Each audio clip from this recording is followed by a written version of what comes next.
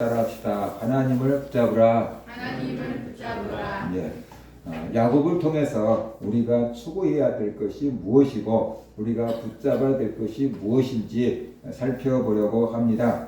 야곱은 하나님의 복을 사모한 사람이었습니다. 야곱은 장자의 복을 받기 원했습니다. 그래서 형 에서에게 팥죽 한 그릇을 주고 장자의 명분을 샀습니다. 그리고 나이가 들어서 눈이 어두워진 아버지를 속이고 장자의 복을 가로챘습니다. 그만큼 야곱은 물질에 대한 욕심이 많은 사람이었습니다. 그런데 그 야곱이 에서의 위협 앞에서 그가 그토록 애착을 가졌던 것들을 하나하나 포기하고 내려놓는 것을 보게 됩니다. 결국 야곱이 그토록 애착을 가졌던 것이 무엇인지 드러나게 됩니다. 우리가 생각할 때 야곱은 재물을 제일로 아낄 줄 알았어요. 야곱 자신도 아마 그렇게 생각했을 겁니다. 재물이 나에게 최고 도문다라고 생각했을 겁니다. 그런데 야곱이 그토록 좋아하는 재물보다 더 아끼는 것이 있었다라는 것이, 그래서 그것이 무엇인가 우리가 한번 본문을 통해서 살펴보려고 합니다. 야곱은 눈이 먼 아버지를 속이고 에서가 받아야 될 축복을 가로채 버렸어요. 나중에 그 사실을 알고 에서가 동생 야곱을 죽이겠다고 합니다. 그래서 야곱은 형 에서를 피해서 외삼촌 라반의 집으로 도망을 갑니다. 그때 도망을 갈 때는 잠깐 피했다가 형의 화가 풀리면 돌아오겠다라고 하는 마음으로 외삼촌 집으로 지금 잠깐 피난을 간 겁니다. 그런데 외삼촌 집에 피난을 가서 잠깐 있다가 돌아오는 게 아니고 자그마치 20년이라는 시간을 외삼촌 집에서 살게 됐다라고 성경은 말씀을 합니다. 외삼촌 라반 집에서 20년 동안 열심히 일을 했는데 외삼촌 딸 2명을 위해서 아내로 얻기 위해서 14년간을 일했고, 그 다음에 또 야곱이 외삼촌의 양을 쳐주면서 품삯 이제 받으려고 6년간을 일했어요. 그래서 20년 동안 눈꽃 뜰 새 없이 열심히 일했다라고 말하고 있습니다. 그래서 야곱은 2명의 아내와 그리고 또 아내들을 시집 올 때 따라왔던 그 여종들을 통해서 이 11명의 아이들을 낳았다. 아직 베냐민은 태어나지 않은 상태이니까 11명의 아들을 낳았습니다. 그리고 많은 소떼, 양떼, 염소떼, 낙타떼, 나귀떼 이런 것들을 이제 자기 소유로 얻게 됩니다. 그런데 간교한 외삼촌이 임금을 계속 어기고 임금을 지불하지 않았는데 하나님께서 은혜를 베풀어서 야곱이 많은 이런 가축대를 얻을 수 있도록 은혜를 베풀어 주셨어요. 그래서 우리말로 하면 야곱은 이제 부자가 됐고 거부가 되었습니다. 이 야곱이 하나님의 부르심을 받고 자기가 하나님을 처음 만났던 그 베델로 지금 올라갑니다. 그런데 그 소식을 듣고 형 에서가 야곱을 죽이겠다라고 하면서 사람을 데려옵니다. 장정만 400명이나 되는 사람들을 데리고 이 야곱을 죽이겠다라고 찾아옵니다. 이제 이 에서가 20년 동안 풀지 않는 그 원한을 품고 400명의 사람들을 데리고 와서 야곱을 해친다고 한다면 야곱은 당연히 죽을 것이고 그의 가족들도 몰살할 것이고 그가 그토록 땀 흘려서 벌였던 모든 가축대들도 전부 에서의 것이 되든지 죽든지 아마 그런 기로에 놓여있게 된 겁니다. 야곱은 그토록 원하는 부를 얻었습니다. 부자가 됐어요. 이제 좀 살만하다. 그렇게 생각을 하게 됐어요. 그런데 형 에서의 손에 죽게 되었어요. 이제 좀 살만한데 이 죽음이 찾아오게 되었다는 것이에요. 그러자 야곱은 어떻게 하든지 형의 마음을 풀어야겠다라고 생각을 했어요. 야곱은 살기 위해서 자기가 가지고 있던 것들을 하나하나 다 포기해 가고 있습니다. 그리고 마지막 남은 것이 무엇인가 우리가 한번 봐야 돼요. 그럴 때 야곱이 진짜 품었던 게 뭔가를 우리가 알 수 있고 우리가 진짜 붙잡아야 될 것이 무엇인지 알 수 있기 때문에 그렇습니다. 왜냐하면 이런 지경에 이르지 않으면 우리들도 야곱처럼 헛된 것들을 붙잡고 살아갈 가능성이 굉장히 많기 때문이다 라는 것이. 그래서 야곱이 형 에서의 위협 앞에서 첫 번째로 포기한 게 바로 그토록 애착을 가졌던 물질이었다라는 것이. 야곱이 끝까지 물질을 가져갈 줄 알았는데 그게 아니고 제일 먼저 내버리는 것이 물질이었다. 여러분이 배에 빠져가지고 배에서 이제 이렇게 뭐랄까 풍랑을 만나서 죽을 지경이 됐다 그러면 제일 먼저 무엇을 버릴 것 같아요? 무거운 것부터 먼저 버리기 시작하겠죠. 그렇죠? 그러니까 이 야곱이 제일로 중요하게 얘기했던 소떼, 가축, 양떼들을 먼저 내버리는 것을 볼 수 있어요. 야곱이 자기 목숨처럼 아꼈던 물질입니다. 자기 목숨처럼 돌봤던 가축떼들입니다.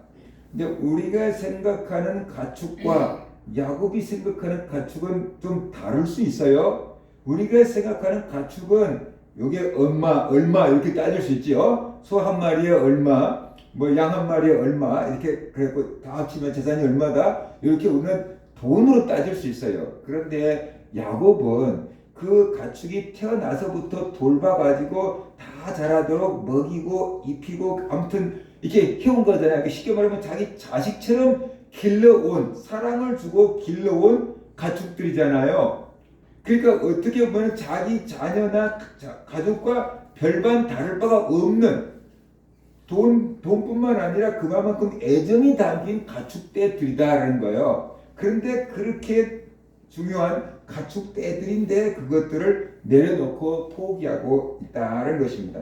그래서 야곱은 에서에게 많은 소떼, 양떼, 염소떼, 낙타떼, 나귀떼 그것을 에서에게 선물로 쫙 다 보냅니다. 창세기 32장을 보면은 야곱이 에서에게 보낸 가축떼가 얼마나 많은지 이렇게 기록을 하고 있습니다. 야곱이 거기서 밤을 지내고 그 소유 중에서 형 에서를 위하여 예물을 택하니 예물이 아닌 사실 뇌물인데 이렇게 예물을 택했어요. 암 염소가 200이요 숫 염소가 20이요 암양이 200이요 숫 양이 20이요 전나는 낙타 30과 그 새끼요 암소가 40이요 황소가 10이요 암나귀가 20이요 그 새끼 나귀가 10이라 그것을 각각 때로 나누어 종들의 손에 맡기고 그의 종에게 이르되 나보다 앞서 건너가서 각 때로 거리를 두게 하라 하고 그가 또 앞선 자에게 명령하여 이르되 내 형 에서가 너를 만나 묻기를 네가 누구의 사람이며 어디로 가느냐 네 앞에 있는 것은 누구의 것이냐 하거든 대답하기를 주의 종 야곱의 것이요 자기 주 에서에게 보내는 예물이오니 야곱도 우리 뒤에 있나이다 하라 하고 이렇게 말하고 있어요. 그러니까는 수많은 양떼, 염소떼, 소떼, 낙타떼, 나귀떼 돈으로 환산해도 많겠지만 야곱이 자기 자녀들처럼 품에 안고 아끼며 쓰다듬고 먹이고 기른 그 사랑스러운 그 가축떼들인데 그 많은 가축떼들을 에서에게 예물로 드렸다 그랬어요. 성경은 분명히 예물로 드렸다 그러는데 앞뒤 문맥을 보면 예물이 아닌 뇌물로 지금 보내고 있는 쉽게 말하면 이 야곱이 어쩔 수 없이 뺏기고 있는 거죠. 어쩔 수 없이 지금 주고 있는 겁니다. 그러면 왜 이렇게 많은 가축들을 보내고 있는가? 창세기 32장 20절에 보면 그 이유를 이렇게 설명합니다. 또 너희는 말하기를 주의 종 야곱이 우리의 뒤에 있다 하라 하니 이는 야곱의 의도가 이거예요. 야곱이 말하기를 내가 내 앞에 보내는 예물로 형의 감정을 푼 후에 대면하면 형이 혹시 나를 받아들이라 함이었더라. 그러니까 이 많은 예물을 갖다가 딱 바치면 형이 그 예물을 받아보고 화가 20년 동안 품었던 원한을 풀 수 있을 것 같다라고 생각한 거예요.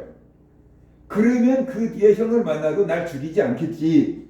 그래서 형한테 좀 과한 선물을 보냈는데 그 많은 양떼들, 소떼들, 양떼, 염소떼, 낙타떼 다 보내고 있는 거다라고 볼 수가 있는 겁니다. 왜 야곱이 이렇게 예물을 보냈을까요? 야곱은 돈을 굉장히 소중하게 생각하는 거예요. 가축들을 너무너무 소중하게 생각하는 거예요. 그래서 누가 이렇게 가축들 한 마리 선물해주고 돈 선물해주면 화도 풀 수 있는 사람이에요.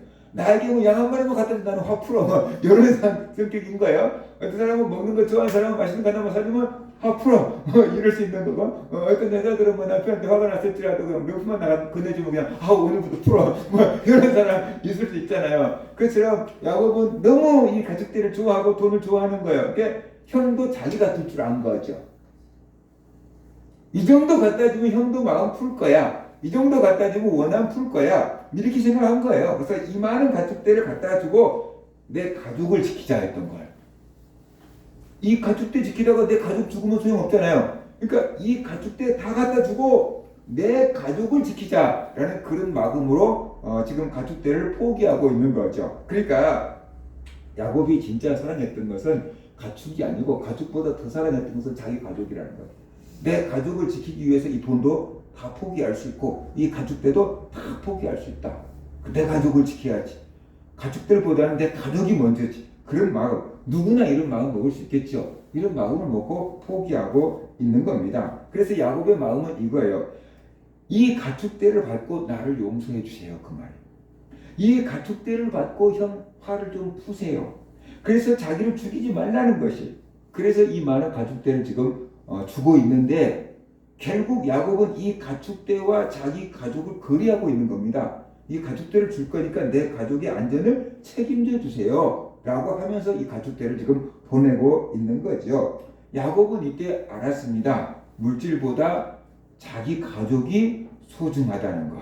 물질보다 내 목숨이 소중하다는 것. 그것을 알게 됐어요. 그래서 그토록 밤잠을 설쳐가며 벌었던 그 가축대를 에서에게 아낌없이 선물로 보내고 있는 것입니다. 평상시에는 돈이 굉장히 중요합니다. 돈이 없으면 살기 힘듭니다. 그러니까 평상시에는 그 무엇보다도 돈이 우선입니다. 죽기 살기로 돈을 법니다. 그런데 죽음 앞에서는 돈이 아무것도 아닙니다. 여러분이 힘쓰고 애써서 돈을 벌었어요. 정말로 못 먹고 못 입고 아무튼 허리띠를 졸라매고 돈을 벌었어요. 그런데 여러분 가족이 아파서 큰 수술을 받아야 한다. 그러면은 여러분들이 적금도 깰 수 있어요.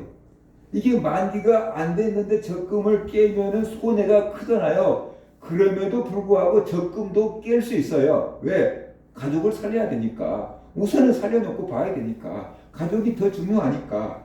그러니까 평상시에는 적금이 중요해서 깰 수 없고 평상시에는 돈이 중요한데 가족이 덜컥 아파버리고 나면은 이거 뭐 적금이 뭔 소용이야. 뭐 그래 다 깨가지고 그냥 수술시켜놓고 우선 사람이 살고 봐야지. 그런 마음을 누구나 먹을 겁니다. 야곱도 그랬어요. 평상시에는 돈이 중요했고 가축이 너무 중요했어요. 그런데 자기들의 생명이 딱 위협받고 나니까 이게 가축이 있어봤자 뭐해. 내 가족들 다 죽으면. 그래서 가축들 다 갖다 주고 내 가족 지켜주세요. 이런 식 지금 반응을 보이게 된 거다라는 것이에요. 우리가 아무리 많은 돈을 가지고 있다고 할지라도 목숨을 잃으면 아무 소용이 없는 겁니다. 예수님이 마태복음 16장 26절에서 사람이 만일 온 천하를 얻고도 제 목숨을 잃으면 무엇이 유익하리요? 사람이 무엇을 주고 제 목숨과 바꾸겠느냐? 이게 지금 말씀하고 있잖아요. 그러니까 부자들 돈 다 쓰지 못하고 죽은 부자들 많잖아요. 그러면 돈 다 쓰지 못하고 죽으면 그 돈이 누구께 됩니까? 자식께 되잖아요. 자식 건 못 되잖아요. 못 가져가니까 자식 건 못 되는 거죠. 자식들께 되지 않아요. 그런데 그 돈이 많으면 자식들끼리 유산 상속 때문에 싸우고 막 법정 투쟁 가고 그런 사람들이 꽤 많다라는 거예요. 그러니까 우리나라에서 유명한 의사 선생님, 미국에서 그냥 아주 암 전문의로 유명한 의사 선생님이 강연을 하는데 그분이 그렇게 얘기를 해요.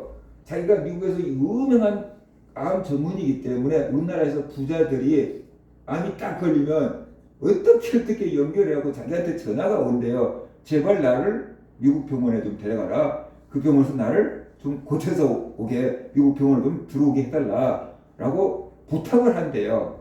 그래서 이제 뭐 다 들어줄 수는 없지만 어떤 사람들은 이제 그 부탁을 받아서 미국 자기가 있는 그 유명한 병원에 이제 모시고 와서 치료를 받을 수 있게끔 해주는데 거기서 치료받은 사람들도 있고 돌아가신 분들도 있고 제가 많은 사람들에게 경험해 봤을 거 아니에요. 근데 돈이 적은 사람들은 오지도 못한대요. 치료비가 워낙 비싸니까 오지도 못하고 우리나라에서 쉽게 말하면 돈깨나 있는 사람들이 오는데 그들의 가족들을 자기가 알게 모르게 그냥 지켜보게 된대요. 근데 거기서 마지막 때 이제 임종을 맞이하게 되고 그러면은 부자들 자식들이 큰 유산 갖고 시신 앞에서 다투고 싸우고 그 장면을 제가 직접 본 거예요. 이렇게. 그러니까 너무 많은 돈을 갖고 남겨놓고 죽어도 그게 자식들한테 별로 도움이 되지 않는구나. 물론 너무 뭐 줄 게 없어서 막 자식들 고생시키는 것도 뭐 바람직스러운 것은 아니지만 너무 많은 유산 때문에 자식들 때문에 의가 다 갈라지는구나 라는 것을 몸소 경험했다고 웬만큼 울려주라고 그렇게 그분이 얘기했어요. 그러면서 또 한 가지 우리나라 사람들께 부탁하는데 자기한테 오고 미국에 온다고 다 사는 건 아니라고. 우리나라 의료진들과 우리나라 의료 시술도 굉장히 수준급이라고. 여기에서 잘 치료받으면 충분히 가능성이 있다고. 근데 워낙 자기가 유명하니까 거기만 오면 다 살 줄 알고 사람들이 막 목숨을 걸고 거기 오려고 그러는데 그게 아니라고. 우리나라에서 충분히 치료받을 수 있으니까 꼭 막 미국에 오겠다고 그 생각하지 말라고 얘기를 하는 거예요. 그러면 병원비뿐만 아니라 치료비까지 들잖아요. 미국 가면 왔다 갔다. 그러니까 굉장히 많은 이렇게 비용이 드는데 자기들은 우리나라처럼 병원에 계속 입원시켜놓고 그렇게 치료 안 한대요. 치료 받을 때만 딱 와서 치료받고 처방 딱 하고 갔다 요양하다가 또 그때 다음 치료 때 오라 하고 그런데 이렇게 호텔 같은 데 잡아갖고 계속 기가 있다가 또 이제 오고 그러니까 비용이 엄청 많이 든대요. 그러는 거예요. 그러니까 예수님 말씀하신 거예요. 사람이 만일 온 천을 얻고도 제 목숨을 잃으면 무엇이 유익하리요? 사람이 무엇을 주고 제 목숨과 바꾸겠느냐? 평상시에는 우리가 이 말씀이 우리에게 와닿지가 않습니다. 그런데 야고보 같은 죽음의 위협 앞에, 생존의 위협 앞에 딱 맞닥뜨리면 이게 맞구나 라는 것을 깨닫게 되는 거죠. 그래서 야고보는 가족들을 지키기 위해서, 자기 목숨을 지키기 위해서 그 아꼈던 물질을 포기했다. 막판에 가서 보니까 이 물질보다 가족들이 더 중요하구나라는 걸 안 거예요. 이 물질보다 생명이 더 소중하다는 걸 아는 거예요. 그렇죠? 우리가 그렇게 힘쓰고 애써도 돈을 버는 것은 가족들 위해서 버는 거잖아요. 그죠? 돈만을 위해서 버는 게 아니고 가족들을 위해서 돈을 버는 거잖아요. 그러니까 돈보다도 가족이 더 소중하고 돈보다도 생명이 더 소중하다라는 것을 야곱이 깨닫게 된 거예요. 우리들은 야곱 같은 지금 절박한 상황에 놓여 있지 않지만 우리가 미리서 이런 것들을 깨닫고 살아가야만 한다라는 것이. 이런 것들을 우리가 미리서 깨닫고 살아가야 돼요. 그러면 나중에 후회하지 않게 된다. 돈을 벌어서 공부 가르쳐주고 애들 큰 인물 만들기 위해서 평생 눈코 뜰 새 없이 애들 얼굴도 볼 수 없을 정도로 많은 시간을 회사에 가서 보내고 일하고 그러잖아요. 그렇게 해서 다 뒷바라지하고 애들 길러내서 성공시켜 놨는데 애들은 엄마 아빠하고 함께 있는 추억이 없어요. 추억이. 제가 상담하고 배웠던 어떤 교수님이 아들은 한국에 있고 자기는 미국에 가서 박사학위 받고 막 공부하고 막 그런 거예요. 그러다 자기가 이제 한국의 교수가 되었고 우리나라로 이제 딱 들어온 그 과정에 자기 아들은 또 미국으로 유학을 간 거예요. 그래서 이제 미국에서 공부해갖고 의사가 돼가지고 아들도 의사고 며느리도 의사고 미국에서 살아요. 거기서 이제 미국에서 아기를 하나 낳았어요. 그러니까 이제 아들 보려고 이제 방학을 맞이해갖고 미국에 들어간 거예요. 그런데 아들을 딱 만나면 아들이 아버지 오셨어요? 라고 인사하고 거기서 계속 딴짓하는 거예요. 텔레비전 본다지 핸드폰 한다지 컴퓨터 한다지 딴짓하는 거예요. 아버지는 그 아들과 뭔가 대화를 나눠보고 싶은데 아무 말을 하지 않는 거예요. 그러니까 아버지가 그래도 상담학 교수잖아요. 아들아, 내가 이 미국까지 온 것은 너와 대화를 나누고 아름다운 추억을 쌓기 위해서 온 거야. 이렇게 얘기한 거예요. 가족 간의 정을 나누기 위해서 온 거야. 핸드폰만 하고 있으면 어떡하니? 일만 하고 있으면 어떡하니? 바쁜 줄 알지만 시간 좀 내자. 뭐 이렇게 얘기를 한 거예요. 그랬더니 그 아들이 딱 의자를 돌리고 아버지를 바라보면서 이렇게 얘기하더라는 거예요. 아버지, 저는 지금까지 살아왔지만 아버지와의 추억이 하나도 없습니다. 아버지하고 함께한 시간, 아버지하고 함께 놀이동산 갔던 아버지하고 함께 있었던 추억이 하나도 없습니다. 그냥 나한테 생명을 준 아버지라는 개념밖에 없지 아버지하고 함께한 추억이 하나도 없습니다. 그래서 생각해 보세요. 제가 아버지하고 몇 년을 같이 있었습니까? 그러더래요. 다 엄마가 기른 거지 아버지가 기른 게 아니잖아요. 그러니까 아버지를 보면 아무 회상할 추억도 없고 좋은 추억도 안 남아있고 그냥 아버지다 이웃집 아저씨 같다 그 생각밖에 없는데 무슨 추억을 나눕니까? 그러더라잖아요. 너무 충격을 받았대요. 그러니 며느리는 또 어디 가겠어요? 아버지, 그래서 나중에 너무 아들과 함께하는 시간이 없었구나. 나는 공부한다고 미국에 있었고 내가 한국에 들어오니까 또 아들은 미국 공부한다고 가버렸고 그래가지고 이렇게 서로 엇갈려 버리니까 함께한 시간이 너무 없었구나. 그래서 법적으로는 아들이 돼요. 근데 정서적으로는 아무 유대관계가 없는 거예요. 남만 또 친구만 또 못한 거예요. 왜냐면 옛날에 함께했던 뭔가가 있어야지. 그때 아버지하고 뭐 했지 뭐 이렇게라도 얘기가 되는데 사진 한 장 같이 없는 거예요 이게. 그게 삭막해지잖아요. 아버지하고 남자들끼리 모였으면 또 더 이상 할 말도 없긴 하는데 그런 아버지하고 아들이 딱 앉아 있으니까 무슨 할 말이 있겠어요. 그냥 엉엉 집에서 있다가 오니까 너무 마음이 아프다고 그렇게 얘기를 하는 거예요. 우리가 돈이 최고인 줄 알지만 사실 가족을 위해서 돈이 있는 거예요. 그죠? 보통 사람들은 다 가족을 위해서 돈을 벌잖아요. 그러니까 이 가족의 소중함을 우리가 알아야 된다라는 거죠. 돈을 위해서 가족이 있는 게 아니고 가족을 위해서 돈이 있다. 안식일을 위해서 사람이 있는 게 아니고 사람을 위해서 안식일이 있다라고 예수님 말씀하셨잖아요. 그리고 그 말씀을 이렇게 가져가면 돈을 위해서 가족이 있는 게 아니고 가족을 위해서 돈이 있다. 그래서 돈보다도 가족이 먼저다. 그걸 우리가 좀 알아야 돼요. 그래야지 우선순위가 바로 잡힐 수 있다는 겁니다. 그 다음에 두 번째 야곱은 가족을 포기합니다. 창세기 32장 22절 24절 보면 이렇게 기록하고 있습니다. 밤에 일어나 두 아내와 두 여종과 11 아들을 인도하여 야복 나루를 건널세 그들을 인도하여 시내를 건너가게 하며 그의 소유도 건너가게 하고 야곱은 홀로 남았더니 어떤 사람이 날이 새도록 야곱과 씨름하다가 그랬어요.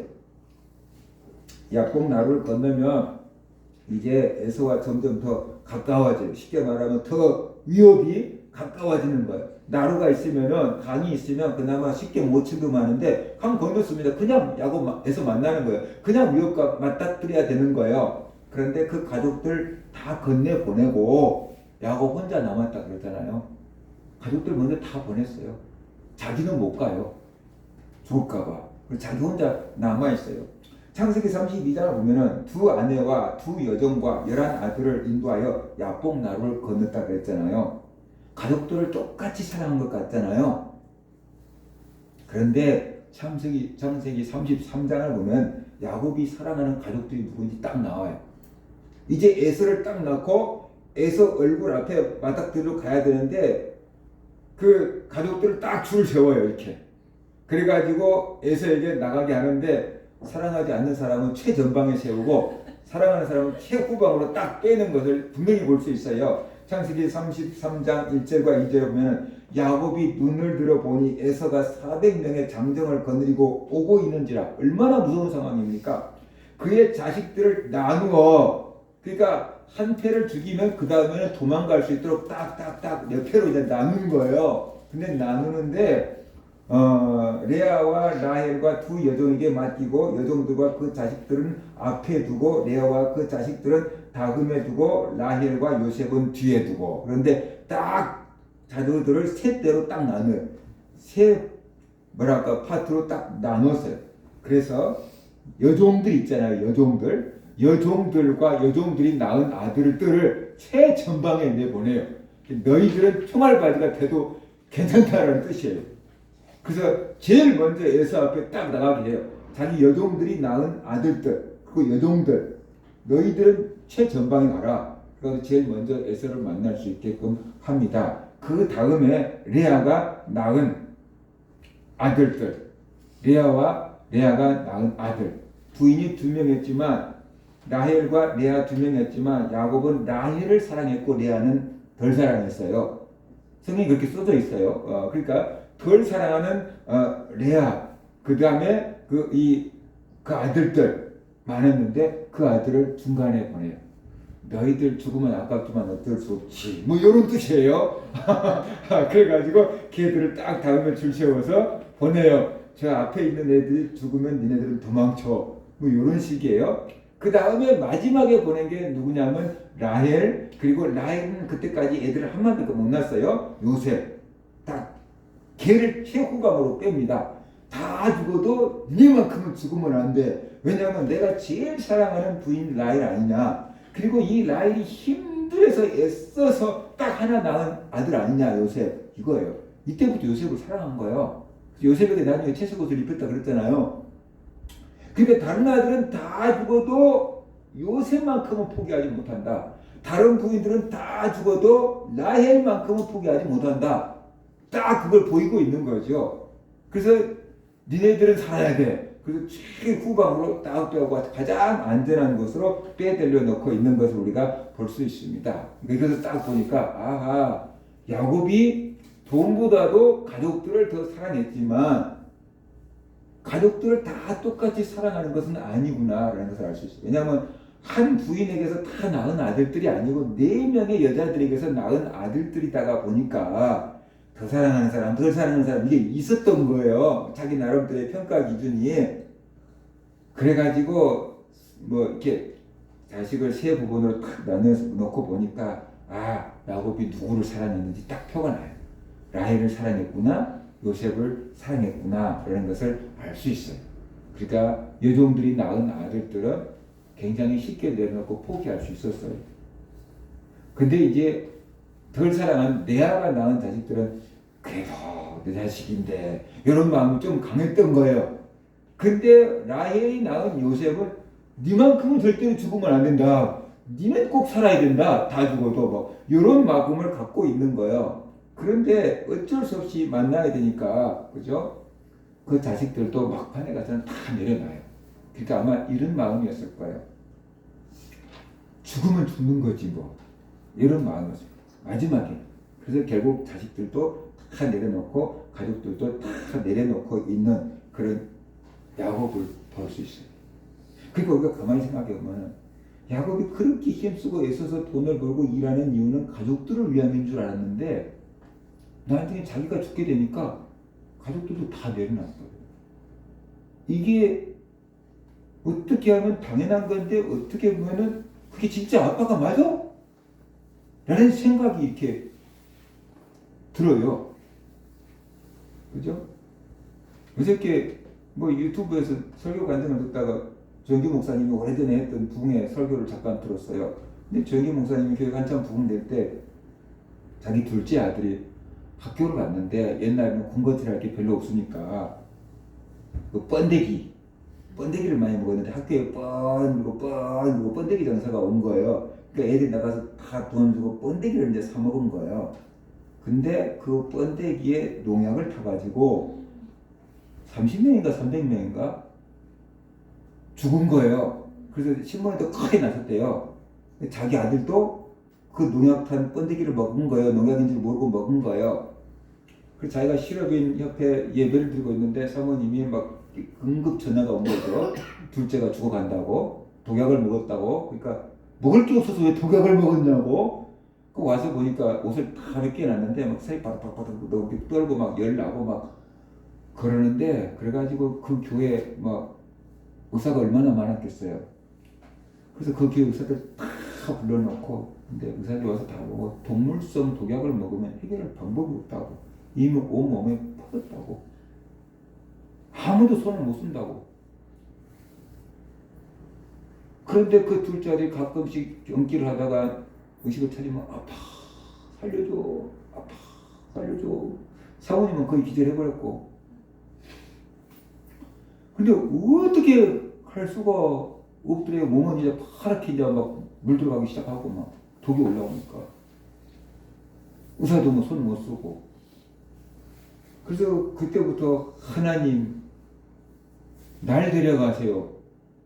날 데려가세요. 그러면서 쟤 안 살려주면 나도 같이 죽을 겁니다. 그리고 거기서 기도를 하기 시작하는데 기도가 안 나오더래요. 그런 상황이 되어버리니까 기도가 안 나오더래요.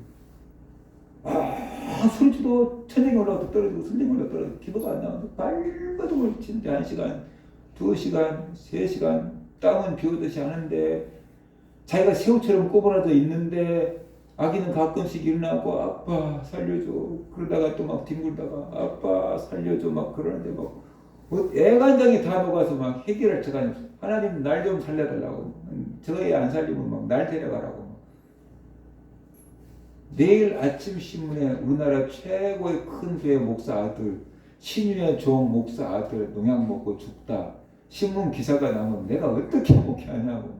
내 아들 살려달라고. 팔공을 쳤네. 4시간째 그렇게 했대. 4시간째. 그게 붙잡고 막 난리를 치겠는데 4시간 되니까 애가 이제 살 것 같다는 느낌이 오더래. 자기가 평안함이 딱 오더래요. 그래가지고 그 발버둥 치고 입술까지 파랗게 온몸이 파랗게 다 죽어가는 그 아들을 향해서 나사렛 예수 이름으로 명령한다. 일어나라 그랬더니 자기는 그렇게 말하면서 한참 뒤에 일어날 줄 알았더니 벌떡 일어나 버리더래. 그러면서 그때부터 막 토하기 시작하니까 뱃속에 있는 것들 막 다 토하기 시작하니까 꿀물을 터다니까 먹고 토하고 막 한참 토하고 나더니 아빠가 애가 아빠 그러면서 왜? 그러니까 예수님한테 고맙다고 인사해요 그러더랬잖아요. 그러니까 예수님 어디 계신데? 여기 계시잖아. 그러더래. 그러니까 자기 눈에 보이지 않는데 들어가고 고맙습니다. 막 인사를 했대잖아요. 그 아들이 그렇게 얘기했다 하대. 아빠 내가 죽었잖아. 너무 몸은 힘들었대. 근데 예수님이 탁 찾아와가지고 자기를 탁 품에 안았대. 그러니까 그 교회에서 먼저 믿고 천국 갔던 성도님들 다 따라왔고 우리 목사님 둘째 아들이다 반갑다. 우리 목사님 둘째 아들이다 반갑다. 어서 와. 몸은 너무 고통스러워서 자기가 입으로 아빠 살려줘 그랬는데 자기 영혼은 예수님 품에 안겨갖고 너무 좋았대요. 해가지고 예수님 얼른 가요 그랬대. 예수님 얼른 천국 가요 그랬대. 그랬더니 예수님이 아직 멀었다. 왜? 니네 아버지가 니를 놔주지 않잖냐. 니네 아버지가 어떤 독을 마실지라도 해를 받지 않을 것이며 성경에 약속했는데 내 아들은 독약을 먹고 죽는데 주님이 못 살려면 그 말씀이 거짓말 아니냐고. 믿는 자에게는 이런 표적이 따르니 너희가 내 이름으로 귀신을 쫓아내며 새 병환을 말하며 뱀을 죽이며 어떠한 독을 마실지라도 해를 받지 아니할 것이라고 하지 않냐고. 이 말씀 붙잡고 저렇게 땡깡을 놓고 있는데 내가 어떻게 너를 데려가냐고. 니네 아버지가 내려놔야지 내가 너를 데려간다. 근데 니네 아버지가 이렇게 막 말씀 붙잡고 막 안 내놓고 있으니까 내가 데려갈 수가 없다. 그러더랬잖아요. 저희 목사 아들은 예수님 품에 안겨가지고 너무 좋으니까 얼른 가요. 아버지 저러더라도 얼른 가요. 그러는데 예수님이 쟤 때문에 못 간다. 니네 아버지 때문에 못 간다. 그리고 못 가고 4시간 동안 붙잡고 있었는가 봐요. 그냥 저희 목사님 기도하다가 그냥 예수 이름으로 그러나라 일어나라 그래 버리니까 예수님께서는 얼른 들어가라고 탁 집어넣고 자기가 깨버렸다고 얘기를 하더랬잖아요. 보통 부모들은 자식들이 죽으면은 차를 날 데려가세요. 그죠? 쟤 살려주세요. 차를 날 데려가세요. 이렇게 하는 게 보통 부모들이에요. 그죠? 근데 야곱은 자식들 다 내놓잖아요. 그죠? 자기 살라고 자식들 다 내놓잖아요. 왜 그랬을까? 아마 뒤에 이유가 나올 텐데 아무튼 그랬어요. 그래서 야곱은 자식들보다 내 목숨이 먼저구나 라는 것을 아마 깨달았어요. 그 다음에 3번째 결국 야곱이 자기를 포기합니다. 자기 목숨을 내놓고 자기를 포기합니다. 가족들 다 내보냈습니다. 가족들 다 보냈습니다. 아들들 다 보냈습니다. 야곱 혼자 남았습니다. 근데 야곱은 혼자서 야복강가에 남아서 천사와 씨름하잖아요. 자식들 내놓고 가족들 내놨는데 포기가 안 된 게 자기 목숨이에요. 자기 목숨이 포기가 안 돼요. 요셉도 포기했어요. 근데 자기가 포기가 안 돼요. 목숨을 내놓는다는 것은 정말로 힘든 일인 것이 이제 나마저 죽으면은 아무것도 남는 게 없는데 라는 생각이 드는 거예요. 그래서 자기 목숨을 포기하지 못하고 있어요. 근데 왜 야곱이 이렇게 자식들까지 다 포기하면서 자기를 포기하지 못하고 있는가? 그것은요, 에서가 누군지 알았기 때문에 그래요. 에서는 익숙한 사냥꾼이고 들 사람이었어요. 야곱은 부엌에 있던 사람이었어요. 그렇죠? 그러니까 쌍둥이였지만 에서는 엄청 거친 사람이고 야곱은 여자 같은 사람이었어요. 그러니까 같이 살아보면서 형 에서를 이겨본 적이 없는 거예요. 에서는 자기가 최고로 무서워하는 적수예요. 원래부터 싸움을 잘하는 사람이니까, 사냥꾼이니까 싸워도 도저히 이길 수 없다는 것을 딱 알고 있는 거예요. 그러니까 야곱이 제일로 무서워하는 사람이 에서예요. 20년 동안 복수의 칼을 갈고 있는 사람이 에서예요. 에서가 죽이려고 한 사람은 자식들이라기보다는 야곱 자신이에요. 그러니까 야곱은 다른 때 같으면 다른 사람이 자기를 죽이려고 하면은 자식들 놔두고 날 죽이세요 그럴 수 있었어요. 자식들 죽이려고 하면 자식들 살려주고 날 죽이세요 라고 야곱이 할 수 있어요. 근데 에서라는 사람이기 때문에 야곱이 그 용기가 안 나는 거예요. 아기 때부터 형은 무서웠어요. 아기 때부터 형한테 기죽어서 살았어요. 트라우마가 딱 있는 거예요. 에서 앞에 가면 자기가 막 작아져 버리는 거예요. 힘을 쓸 수가 없는 거예요. 그러니까는 아들들을 내줘도 무서워서 못 가. 그렇게 된 거예요. 무서운 거예요. 에서가 무서운 거예요. 내 자식들을 다 포기해도 에서가 무서워서 다가갈 용기가 안 나는 거예요. 희한해요. 아기 때부터 딱 그렇게 기가 잡혀버리니까 그 시간이 흘려도 야곱이 길을 펴지 못해. 그리고 에서가 원한을 품고 죽이려고 한 사람이 목표가 자기잖아요. 그러니까 나가면 죽는다는 걸 알기 때문에 나갈 수가 없게 된 거다라는 것을 우리가 볼 수가 있어요. 그래서 아무리 부모들이 사랑해도 지금 야곱이 지금 뭔가에 트라우마에 탁 잡혀버린 거예요. 에서라는 것에 탁 사로잡혀버리니까 자식들 보내도 자기는 갈 수 없는 그런 상황이 걸린 거예요. 아, 그렇게 에서를 무서워했구나 이런 것을 우리가 볼 수가 있어요. 자기 자식들이 에서를 보면 그렇게 무서워하지 않을 거예요. 그냥 모르니까, 본 적도 없으니까. 그런데 야곱은 그 이름만 들어도 무서워서 부들부들 떨어. 에서 이름만 들어도 무서워서 그냥 딱 사지가 마비돼버려요. 그러니까 자식들을 포기하고 나갈 수가 없었던 거다라는 것을 우리가 알 수 있습니다. 그때 하나님의 천사가 야곱에게 와요. 그래서 야곱은 그 천사를 붙잡고 씨름하는 거예요. 야곱이 천사를 부른 게 아니에요. 천사가 먼저 야곱을 찾아왔어요. 하나님이 먼저 우리를 찾아오는 거예요. 그것이 은혜예요. 우리가 예수님을 구하기 전에 예수님이 먼저 우리에게 찾아오신 거잖아요. 그것이 은혜예요. 우리가 항상 먼저인 줄 아는데 절대 우리가 먼저가 아니다. 하나님이 먼저 우리를 찾아오시고 부르신다. 그래서 우리가 알아야 돼요. 그래서 야곱은 그 천사를 붙잡고 씨름을 합니다. 나를 축복해 달라고, 나를 축복해 달라고, 에서의 손에서 나를 건져 달라고, 그렇지 않으면 당신을 놓아주지 않겠다고 붙잡고 매달립니다. 날이 밝아질 때까지 천사를 놓아주지 않고 붙잡고 매달립니다. 천사가 이제 갈 때가 됐다. 그럼 절대 안 놔줍니다. 그래서 천사가 야곱의 환도뼈를 쳤다. 옛날 성경에는 환도뼈를 쳤다 그러고 개역 개정판에서는 허벅지 관절을 쳤다라고 얘기했어요. 아무튼 그래서 그때 야곱은 절뚝거리가 됐어요. 절뚝거리게 됐어요. 허벅지 관절을 쳐버리니까 힘을 못 쓴 거예요. 그래서 그때부터 절개됐어요. 그럼에도 불구하고 놔주잖아요. 힘을 못 쓰잖아요. 그런데도 천사를 놔주지 않고 끌려다니면서도 씨름을 하고 있어요. 자기를 살려달라고. 에서에서 자기를 지켜달라고. 그렇지 않으면 방법이 없다라고 생각한 거예요. 이제 하나님의 축복해 주지 않으면 나는 살 길이 없다라고 생각한 거예요. 그래서 다 내려놓고 포기하고 하나님 앞에 지금 도움을 구하고 있어요. 예, 그 옛날 성경에서는 야곱의 이게 환도뼈가 부러졌어요. 네, 허벅지 관절에 문제가 생겼어요. 제대로 걸을 수 없어요. 더 이상 이제 힘을 쓸 수가 없으니까 야곱이 자기 힘을 믿고 살 수 없게 돼버린 거예요. 그때 자기 힘만 믿고 살던 야곱은 죽은 겁니다. 내가 육체 노동을 하고 살아요. 내 힘만 믿고 살아요. 그런데 이제 몸을 쓸 수가 없게 돼버렸어요. 다리를 쓸 수가 없게 돼버렸어요. 그러면 그 사람 인생은 끝난 거잖아요.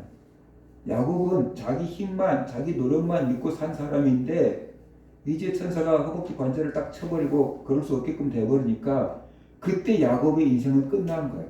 야곱은 죽은 거예요. 옛 야곱은 죽어버린 거예요. 마침내 야곱은 하나님께 응답을 받습니다. 승리자다라고 하는 이름을 받죠. 그 이름이 이스라엘. 하나님과 겨루어서 이겼다. 승리자다라고 하는 이름을 주잖아요. 그리고 하나님께 축복을 받았어요. 그것은 허벅지 관절을 내놓고 환도뼈를 내놓고 받은 응답이에요. 자기의 건강, 목숨과 같은 건강을 포기하고 받은 축복이에요. 하나님의 복을 받고 나니까 마음이 평안해졌어요. 용기가 생겼어요. 에서를 만날 수 있는 힘을 얻게 됐어요. 그래서 야복나루를 건너게 됐고 에서 앞에 당당히 나가게 됐고 에서를 만나게 됩니다. 그런데 기적이 벌어져요. 보세요. 이 야곱이 에서에게 나갑니다. 에서가 400명이나 되는 장정들을 데리고 야곱을 향해서 달려옵니다. 그런데 옛날 같았으면 야곱이 도망쳐야 합니다. 그루만 날살리라 하고 도망쳐야 됩니다. 그런데 하나님으로부터 천사로부터 딱 축복을 받았잖아요. 이스라엘 승리자라고 이름을 딱 받았잖아요. 마음이 평안해졌어요. 두려움이 딱 사라졌어요. 트라우마가 딱 치유됐어요. 그러니까 당당하게 이 에서 앞에 나갑니다. 20년 동안 복수심을 품었던 에서가 야곱을 딱 봅니다. 죽여야지. 군인들을 끌고 왔었는데 야곱을 딱 봅니다. 근데 마음이 확 달라집니다. 어떻게 달라졌을까요? 돌아와서 내 동생 야곱하고 끌어안고 웁니다. 칼을 내려놓고 내 동생 야곱아 그러면서 끌어안고 웁니다. 저는 이 성경 읽으면서 창세기에서 가장 극적인 장면이라고 생각했어요. 하나님께서 에서의 원한을 풀어주셨구나. 야곱의 기도를 들으시고 에서의 원한을 풀어주셨구나. 그래서 이렇게 극적인 상봉이 이루어지는구나 라고 생각했어요. 맞아요. 하나님께서 야곱의 기도를 들으시고 에서의 마음을 풀어준 것은 사실이에요. 그런데 어떻게 풀어줬을까라는 것이에요. 어떻게 에서의 마음이 이렇게 녹아내렸을까? 그건 생각을 못했거든요. 근데 어제 성경을 이렇게 묵상하다가 이거구나. 그걸 알게 됐어요. 에서가 야곱을 죽이려고 했잖아요. 그런데 저기서 자기를 향해서 걸어오고 있는 야곱을 딱 본 거예요. 근데 야곱이 절면서 오는 거예요. 다리를 질질 끌면서 오는 거예요. 분명히 집을 나갈 때는 두 발 가지고 달리기로 도망쳐서 피난을 갔는데 20년이 지나서 딱 오는 동생을 보는데 쌍둥이 동생이잖아요. 동생을 딱 보는데 발을 끌고 오는 거예요. 걷지 못하고 길 끌고 절뚝거리면서 힘들게 걸어오는 모습을 딱 보니까 기가 막힌 거예요. 그냥 저게 내 동생인데 눈물이 왈칵 쏟아져 버린 거죠. 죽일 마음이 없어져 버린 거예요. 순식간에 죽일 마음이 불쌍한 마음이 탁 들어버린 거예요. 세상에 내 동생이 저렇게 되다니 그렇게 된 거예요. 그래서 달려가서 끌어안고 울면서 하는 소리가 내 동생 야곱아 내 동생 야곱아 그러잖아요. 근데 그 말 속에 이렇게 있는 거예요. 네 그동안에 얼마나 고생했냐. 내 피해 도망가고 얼마나 고생했냐. 어떻게 하다가 발은 그 모양이 됐냐. 얼마나 고생을 했길래 발까지 저렇게 됐냐. 이 마음이 생긴 거예요. 이 마음이. 국민이 여기는 마음. 불쌍히 여기는 마음이 팍 들어버렸어요. 근데 뭘 보고요? 절뚝거리면서 오는 동생을 보고 그 마음이 든 거예요. 그래서 용서해버린 거예요. 불쌍히 여겨지니까 용서가 된 거예요. 그래서 끌어안고 눈물을 흘리면서 울어버리니까 그 감정이 싹 녹아내려버린 거예요. 내가 너의 길잡이가 되어줄게. 그러잖아요. 네 걷기 힘들잖아. 적군이 쳐들어와도 피할 수도 없잖아. 내가 너 길잡이가 되어줄게. 내가 너 보디가드가 되어줄게. 이 에서가 딱 이렇게 얘기를 하잖아요. 저는 이 장면 보면서 이렇게 생각을 했어요. 만약에 야곱이 천사와 씨름하지 않았고 만약에 천사가 야곱의 환도뼈를 치지 않았다고 한다 그러면은 허벅지 관절을 치지 않았다고 한다면 야곱이 절뚝거리지 않게 되었다고 한다면 에서가 야곱을 용서했을까? 좀 힘들 것 같아요. 그러니까 야곱은 이게 허리를 다쳐서 이제 절뚝거리면서 평생 살아야 되는 장애를 입게 됐지만 그것 때문에 목숨을 건지게 된 거예요. 그것 때문에 목숨을 건지게 된 거예요. 그 하나님께서 야 이런 방법으로 에서의 마음을 녹이셨구나. 그래서 야곱의 기도를 응답해주고 야곱의 목숨을 건지게 하셨구나 라는 것이 참 희한해. 야곱이 죽은 거예요. 야곱이 헌데로뼈가 부러져가지고 야곱이 걷지 못하겠다는 것은 이제는 내 힘 갖고 살 수 없게 된 거예요. 이제 내 건강 갖고 살 수 없게 된 거예요. 그런데 하나님이 살려준 거예요. 그것 때문에 에서가 불쌍히 여기는 마음이 생겨서 용서해주고 살 수 있게끔 된 거다라는 것입니다. 그때 야곱이 말하잖아요. 형님의 얼굴을 배우니 하나님의 얼굴을 배운 것 같습니다. 그랬잖아요. 은혜를 받아버린 거죠. 감동을 받아버린 거죠. 용서해준 형 마음속에서 하나님을 본 거예요. 용서하는 그 사람의 얼굴에 하나님이 본 거예요. 하나님을 본 거예요. 그래서 우리가 원수 같은 사람을 용서할 때 그 가운데 하나님이 임재하신 것이다. 이런 것을 우리가 알아야 돼요. 용서 정말 어려운 거예요. 말처럼 남들한테 용서해라. 하나님이 용서하라고 했으니까 용서해라. 라고 우리가 말할 수 있고 설교할 수 있지만 진짜 원한이 사무친 사람은 그 용서하는 게 얼마나 힘든지 몰라요. 하나님의 은혜가 임해야지 용서가 가능한 거예요. 그래서 용서하는 사람 마음 가운데 하나님이 계신 거예요. 야곱은 그 얼굴을 본 거예요. 형님의 얼굴을 보니까 하나님의 얼굴을 본 것 같습니다. 그렇게 얘기하고 있는 거예요. 야곱이 확 바뀌었어요. 믿음의 사람으로. 은혜 받은 사람으로 확 바뀌어버렸어요. 천사와 만나서 씨름하고 한도뼈가 고장나서 더 이상 자기 힘으로 살 수 없게 옛 야곱, 그 탐욕스러운 야곱이 딱 죽으면서 은혜의 야곱으로 바뀌어버렸어요. 그래서 하나님 얼굴을 본다고 하잖아요. 원수 같았던 형인데, 무서웠던 형인데 이제 하나님의 얼굴을 보는 것처럼 좋아 보인다, 가까워 보인다, 친근해 보인다, 사랑스러워 보인다. 그 뜻 아니겠어요? 그러니까 끌어안고 오는 거죠. 하나님의 애가 이렇게 중요한 거예요.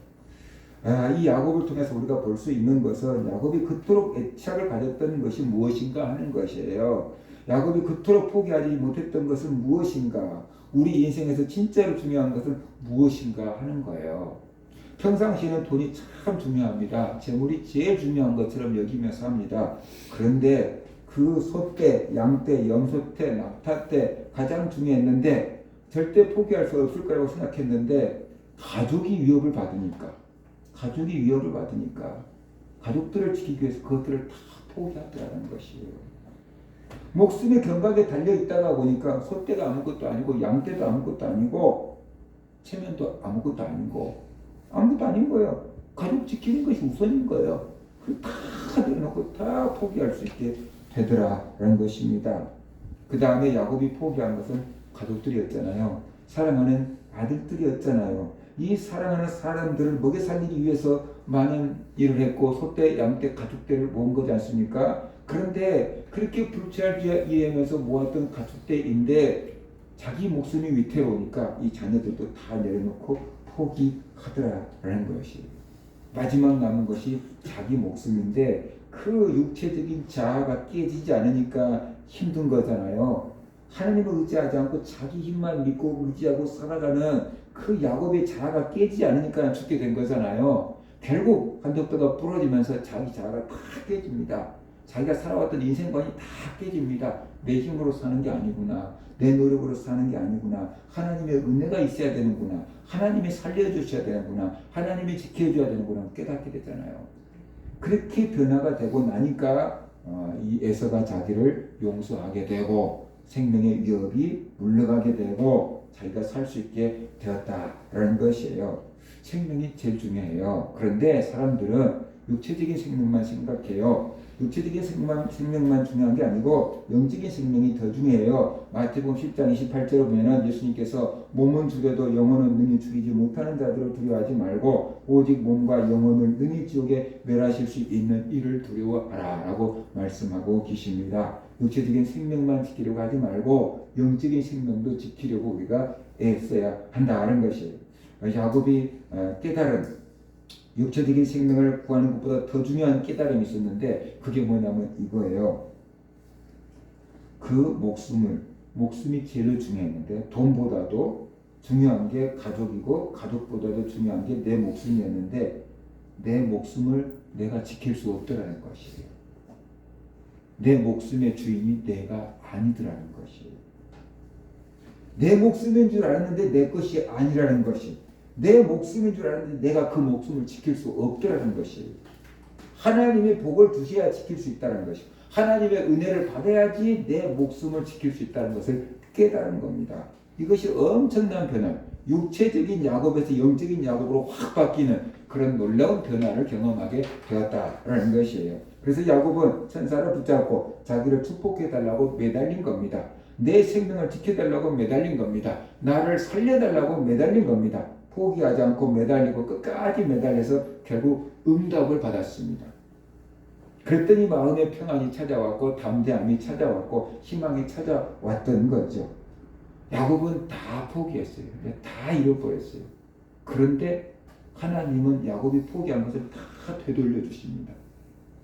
그가 가축대를 포기했는데 에서가 나도 가축대 많아야 네 가져 그러잖아요. 나도 가축대 엄청 많아.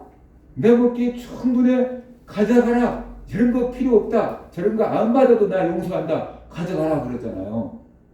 분명히 포기했거든요. 근데 예서가 나도 니만큼 많아야 저거 없어도 나 충분해야 가져가 그러잖아요. 야곱이 제발 받아주세요. 제발 받아주세요. 내 마음이니까 받아주세요. 형 부자인 줄 알지만 그래도 받아주세요. 그래서 그러면 좀 받을게 하고 에서가 받았는데 이때는 진짜 뇌물이 아닌 진짜 선물로 준 거예요. 나를 용서하고 나를 살려주고 나를 사랑으로 받아준 형이 너무 고마워서 형제간의 정으로 준 거예요. 이건 뇌물 아니고 진짜 선물로 준 거예요. 그러니까 뇌물은 빼앗기고 나서 기분 나쁜 거고 선물은 주고 나서도 기분이 좋은 건데 야곱은 에서에게 그 선물을 주고 나도 기분이 좋은 거예요. 너무 풍요로워진 거예요. 그죠? 그러니까 야곱은 포기했는데 하나님은 다 되돌려 주셨다. 가족들 순서대로 다 포기하고 내려놨잖아요. 근데 그 가족들을 다 살려주잖아요. 그 가족들을 다시 다 얻었어요. 한 명도 죽은 애가 없으니까 가족들을 다 다시 되찾게 됐고요. 마지막으로 야곱이 자기 목숨을 내놓은 거잖아요. 그렇게 천사가 씨름한 거잖아요. 축복하지 않으면 안 내놓겠다고 여기서 죽겠다고 붙잡고 기도한 거잖아요. 근데 하나님이 야곱의 목숨도 딱 살려줬는데 그때를 잊지 말게 하려고 딱 발을 들게 만들어 놓은 거예요. 발을 들 때마다 천사가 이렇게 해놓은 거지. 이것 때문에 내가 생명을 구한 거지. 그래서 그것이 영광의 상처가 된 거예요. 영광의 상처가 된 거예요. 하나님을 기억할 수 있게끔 하는 상처가 된 거다라는 것이. 다 포기하니까 다 잃어버리고 다 끝난 줄 알았어요. 근데 하나님께서 야곱이 다 포기했더니 포기한 것을 그대로 다 되돌려 주었어요. 그래서 이제는 그 재물이 야곱에게 우상이 되지 않고 그 가족들이 야곱에게 우상이 되지 않고 야곱 자신의 자아가 우상이 되지 않았어요. 많은 재물을 가지고 있지만 많은 가족들을 가지고 있지만 야곱은 하나님을 딱 얻었거든요. 그래서 이것들이 우상이 되지 않았다. 진정한 축복이 되었다라는 것입니다. 야곱이 하나님을 붙잡고 씨름했고 하나님께 복을 받았기 때문에 이런 기적이 일어난 겁니다. 마가복음 8장 35절 보면 예수님이 이렇게 말씀하십니다. 누구든지 자기 목숨을 구원하고자 하면 잃을 것이요 누구든지 나와 복음을 위하여 자기 목숨을 잃으면 구원하리라. 내 세상적인 자아, 육체적인 자아, 죄악에 물든 자아가 깨져야 합니다. 그럴 때 새 생명이 터져 나오고 그럴 때 포기하고 잃어버렸던 것들을 다 되찾게 됩니다. 마가복음 10장 29절 30절 보면은 예수께서 이르시되 내가 진실로 너에게 이르노니 나와 복음을 위하여 집이나 형제나 자매나 어머니나 아버지나 자식이나 전토를 벌인 자는 현세 있어 집과 형제와 자매와 어머니와 자식과 전토를 100배나 받되 박해를 겸하여 받고 내세에 영생을 받지 못할 자가 없느니라. 이것들을 다 포기하고 하나님을 최고로 사랑하라는 거예요. 그럴 때 하나님께서 그것들을 다시 다 되돌려 주는데 이제 그때는 그게 우상이 안 된다는 거예요. 왜? 우선순위가 하나님을 최고로 사랑하고 그 다음에 가족들을 사랑하고 그 다음에 재물들을 사랑하니까 하나님이 최우선이니까 우상이 안 되는 거예요. 근데 하나님 없이 뭐 가족들 최우선, 돈 최우선 그러면 그게 다 우상이 돼버리는 거예요. 하나님은 그것을 무너뜨려야 되는 거예요. 왜? 우리 영혼을 살리기 위해서. 그래서 우리가 하나님을 제일 먼저 사랑할 때 우리가 포기했던 가족들을 하나님이 지켜주시고 우리가 포기했던 물질을 하나님께서 책임져 주시니까 더 이상 그것들이 우상이 되지 않고 진정한 복이 된다는 것입니다. 우리들도 하나님의 복을 받아야 합니다. 헛된 것들을 붙잡고 살면 안 됩니다. 돈을 붙잡고 살면 안 됩니다. 가족들을 붙잡고 살면 안 됩니다. 그러면은 우상이 됩니다. 내 목숨 붙잡고 살면 안 됩니다. 내 자아가 우상이 됩니다. 내 돈 내가 지킬 수가 없습니다. 내 힘으로 가족들 지킬 수가 없습니다. 내 능력으로 내 목숨 지킬 수가 없습니다. 하나님이 지켜주셔야 합니다. 하나님의 은혜를 주셔야 합니다. 하나님이 보호해 주셔야 됩니다. 그러기 위해서 우리는 재물을 내놓고 가족들을 하나님께 내어놓고 내 목숨도 하나님께 내어놓는 것입니다. 그리고 하나님을 붙잡는 것입니다. 그리고 하나님을 최고로 우선시하는 것입니다. 하나님을 놓치면 안 됩니다. 하나님을 최우선시할 때, 하나님을 딱 붙잡고 있을 때 더 이상 가족 우상 안 됩니다. 더 이상 물질 우상 안 됩니다. 하나님을 붙잡을 때 하나님이 내 생명을 지켜줍니다. 하나님을 붙잡을 때 하나님이 내 가족을 보호해 주십니다. 하나님을 붙잡을 때 하나님께서 내 사업창에 복을 주십니다. 내 물질도 지켜주십니다. 그게 진짜 복입니다. 그러니까 우리가 헛된 것들 붙잡지 말고 하나님을 붙잡아야 됩니다. 시편 146편 5절 보면 야곱의 하나님을 자기의 도움으로 삼으며 여호와 자기 하나님에게 자기의 소망을 두는 자는 복이 있도다 라고 말씀했습니다. 우리가 하나님의 도움을 삼고 하나님을 소망을 둘 때, 하나님께 소망을 둘 때 그게 복 있는 사람이라고 했어요. 하나님이 진짜 우리의 보물입니다. 하나님이 우리의 생명입니다. 하나님이 우리의 기업입니다. 하나님이 우리 가정의 주인이고 하나님이 내 생명의 주인입니다. 그러니까 하나님만 붙잡고 살아야 합니다. 우리 모든 성도들 뜬구름 같은 싼 것들 붙잡지 말고 하나님을 붙잡고 살아가는 그런 성도들 되시기를 주의 이름으로 축원합니다.